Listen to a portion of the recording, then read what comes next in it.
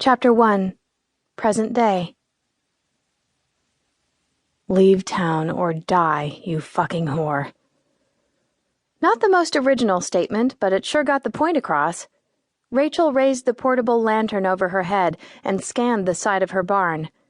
In the artificial light, the blood-red words slashed across the white paint like fresh wounds. Every letter was still billboard clear despite hours of cleaning. She rolled her aching shoulder and shut off the pressure washer still chugging at her feet. Silence fell abruptly on the too warm, wet October night. It was no use. The graffiti wasn't coming off. Fresh coats of primer and paint would have to wait until the weather cleared. Someone was not happy she'd returned to northeastern Pennsylvania. Troy?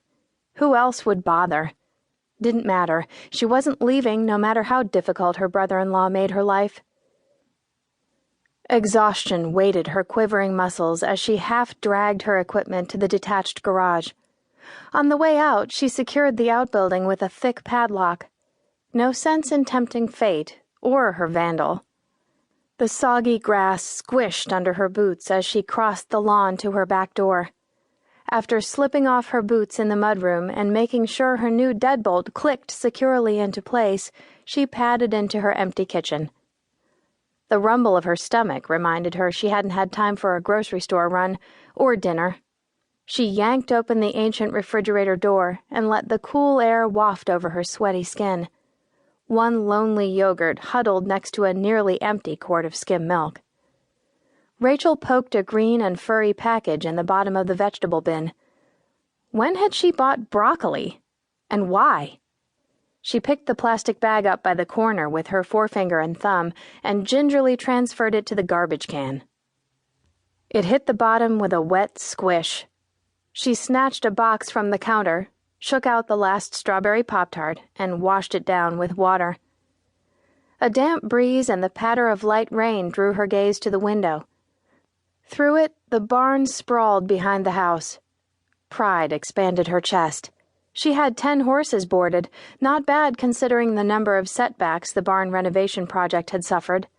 Come winter, New Hope Farm would welcome its very first foal. Was it possible the black cloud that had dogged her for the past 31 years had decided to move on? Don't jinx it. The pot of gold at the end of your rainbow has a way of turning into a pile of crap. As evidenced by the return of her vandal last night. Rachel's cell phone burst into its digital rendition of the William Tell overture from its charging cradle on the kitchen counter. She reached for the phone. The tiny screen displayed her sister's name. Rachel's heart fumbled a beat as she flipped open the cover. "Sarah?" "I'm sorry for calling so late." Sarah's apology trembled. Rachel's heart squeezed. "It's okay. What's wrong?" "It's Troy." Wasn't it always? Sarah's husband was the lowest form of life Rachel could imagine, at least 2 rungs below amoeba on the evolutionary ladder. Chimpanzees would be appalled to learn they shared 98% of their DNA with Troy Mitchell. He was the main suspect for her vandalism, and the reason Rachel had returned to sink every single nickel into the rundown family farm. 6 years Rachel's junior, Sarah had her reasons for marrying young, but surely she could have done better than him. Rachel heard banging in the background, then Troy's voice yelling for Sarah. "Sarah, are you okay?" Sarah didn't answer. "Do you want me to call the police?" "No." Sarah blurted out her answer too quickly. "No, you're not okay, or no, you don't want me to call the police." All Rachel heard was Sarah's ragged breathing for one long moment.